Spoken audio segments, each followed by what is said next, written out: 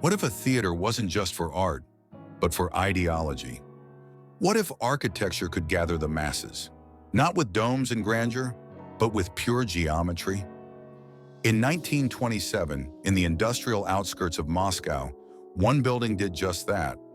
A building that didn't speak through words, but shouted with shape. This is the story of the Rusakov Workers Club, designed by Konstantin Melnikov, a building that turned politics into form and architecture into revolution. The Soviet Union in the 1920s was a new world, redefining itself in real time. Factories rose like cathedrals of steel. Workers, once on the margins of czarist society, became the protagonists of the state. Culture was being remade, and cities were the laboratories. In this atmosphere of radical transformation, architecture wasn't just construction, it was communication. Buildings were tasked with shaping behavior, inspiring ideology, and forming the very scaffolding of socialist life. Enter the Workers' Club, a new typology for a new society. These weren't private clubs or bourgeois salons. They were social engine spaces for mass education, cultural enrichment, and political unity. And Moscow needed many of them. But one would rise to become an icon of the age. Konstantin Melnikov was no ordinary architect. Born into a working-class family, trained in the classical tradition, yet driven by visionary rebellion. By the mid-1920s, Melnikov had already shocked Europe with his Soviet pavilion in Paris, a jagged, transparent beacon of constructivism. But now, back in Moscow, he faced a different challenge. How to house the spirit of the workers, not in brick tradition, but in a geometry that felt like a movement.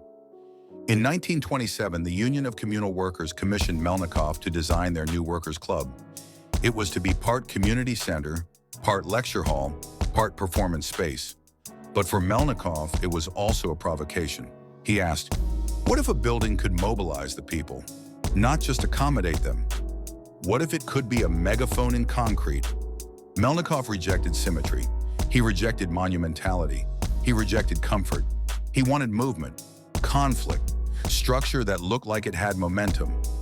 The Rusakov Club's form is not a box.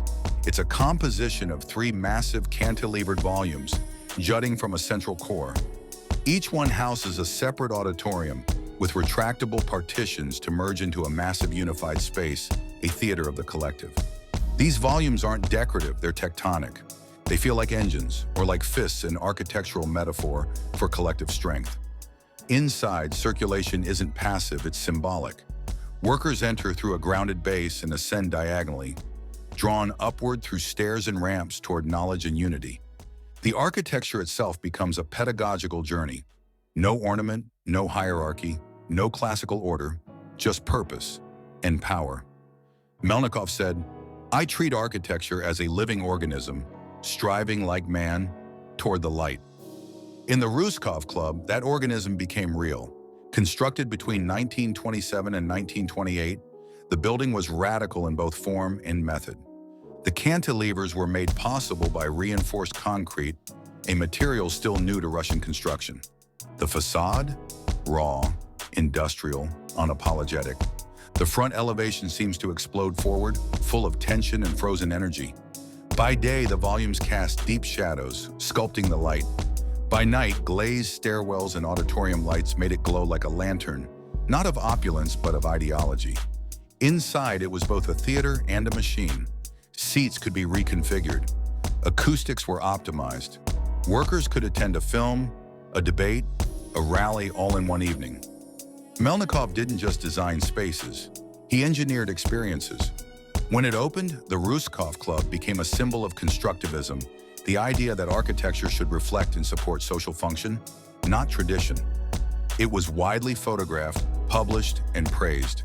But its life as an architectural experiment was cut short. By the 1930s, Stalin had risen. Constructivism was labeled bourgeois abstraction.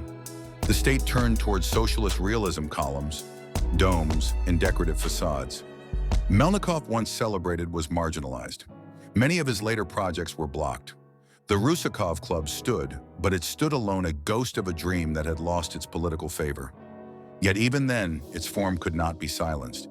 It became a ruin with presence, a frozen explosion, a prophecy in concrete. Today, the Rusakov Workers Club is considered a masterwork of 20th century architecture, a building that doesn't just represent an idea, it is the idea. Built before computers, before digital modeling, before modern materials. Yet it feels more radical than most buildings today. Architects still study it, filmmakers still shoot it, scholars still debate it. Its lasting power lies in its refusal to compromise. Its architecture as argument, a geometry that isn't neutral but ideological. It asks, can architecture incite political change? Can a structure challenge conformity without saying a word? Can concrete become poetry? Melnikov answered, yes, and he proved it. The Rusakov Workers Club wasn't designed to decorate history, it was designed to interrupt it. It didn't whisper tradition, it shouted transformation.